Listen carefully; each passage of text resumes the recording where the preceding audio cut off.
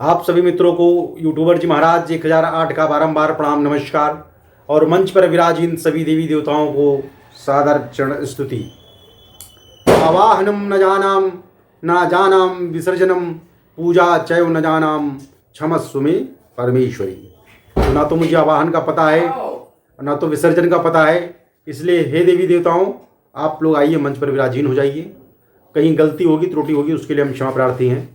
अच्छा मित्रों, होता क्या है कि हम लोगों ने महाभारत बहुत पढ़ा, महाभारत बहुत देखा है, तो मैं भी अध्ययन कर रहा था और महाभारत में से बहुत कुछ सीख है। जैसे बहुत बड़े बड़े पात्र हैं, उन पात्र से हमें काफ़ी कुछ सीख मिलता है। उसमें से कुछ सीख इनपुट जो है निकाल कर लाया हूँ। अच्छा, चीज़ें क्या होती हैं कि ये सब चीज़ें कहीं से अच्छी चीज़ मिले तो आपको ग्रहण कर लेनी चाहिए। जैसा कि इस चैनल का नाम है आलोकित पथ, तो इसका मतलब हुआ कि आपका पथ आलोकित हो। तो ऐसी चीज़ें मैं इकट्ठा करने की कोशिश करता हूँ कि जिससे जीवन में प्रकाश आवे, कुछ हम अपने जीवन को संवार पाएँ। आइए, अगर आपको अच्छा लगेगा तो आप लोग इसको और आगे लोगों को बताते भी रहिएगा, शेयर करते रहिएगा, और नहीं अच्छा लगेगा तो कोई बात नहीं है, भगवत स्मरण करके आप इसको अपने तक ही सीमित रखिएगा। कुछ चीज़ें जीवन में क्या होती हैं, छिप जाती हैं, और कुछ चीज़ें क्या होती हैं जीवन में छप जाती हैं। बहुत सारे लोग काम करके छिप जाते हैं कि उनका पता नहीं चलता है। पहले लोग कहते थे कि किसी को दान कर रहे हो तो दाहिने हाथ से अगर दान कर रहे हो तो ऐसा दान करना चाहिए कि बाएं हाथ को पता ना लगे। अच्छा, अब क्या होता है कि लोग काम करते हैं तो छिपने के बजाय अब लोग छपने का प्रयास करते हैं। आपने देखा होगा, मैंने देखा है कि बहुत सारे लोग हॉस्पिटल में जाते हैं, एक मरीज को एक केला देते हुए और उसके साथ में 12 लोग फोटो खिंचवाते हैं। कुछ लोग का तो उसमें चेहरा ही नहीं आता है तो पीछे से दागते हैं। तो मित्रों, इसी बात पे हम आगे बढ़ते हैं महाभारत की कथा पे। महाभारत के कुछ पात्रों में, बहुत सारे पात्र आप लोग सबको जानते होंगे, उन पात्रों में से कुछ चीजें मैंने इकट्ठा किया है, आप सुनिए। क्या है कि संतानों की गलत मांग और हठ पर, संतानों की गलत मांग और हठ पर अगर समय रहते अंकुश नहीं लगाया तो अंत में आप असहाय हो जाएंगे।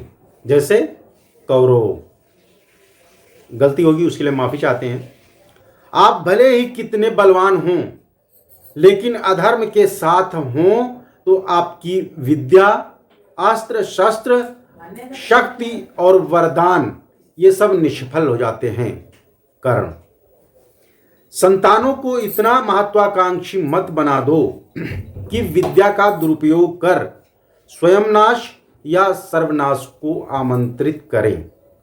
अश्वत्थामा, आप किसी को ऐसा वचन मत दो कि आपको अधर्मियों के आगे समर्पण करना पड़े।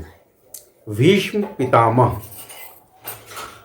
इसमें मित्रों बहुत सारी चीज़ें, अच्छी अच्छी चीज़ें हैं। आप इसमें से अपने जीवन की बहुमूल्य चीज़ें हैं, मैंने खोजा है, आप इसको ले सकते हैं।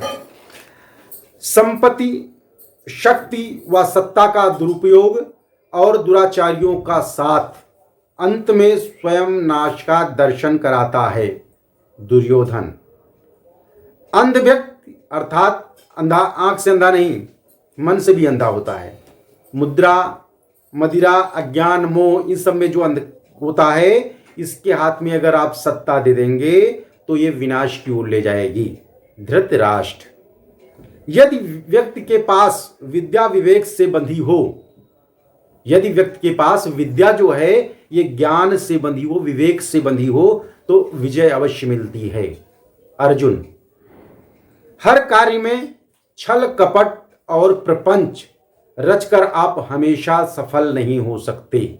आप लोग जानते होंगे, मामा जी हैं शकुनी। यदि आप नीति, धर्म और कर्म का सफलतापूर्वक पालन करेंगे तो विश्व की कोई भी शक्ति आपको पराजित नहीं कर पाएगी। इनके बारे में भी आप लोग जानते होंगे। महाराज जिनके बोलने से ही जो है लोग सत्य की परिभाषा उन्होंने रची है, युधिष्ठिर।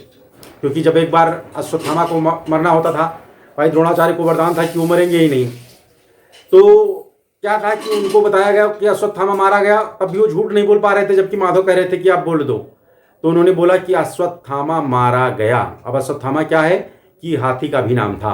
उन्होंने कहा, फिर धीमे से कहा, नरो वा कुंजरो भवति, आदमी है या हाथी ये नहीं पता है, लेकिन अश्वत्थामा मारा गया। इसी पे ही द्रोणाचार्य अपना अस्त्र त्याग देते हैं।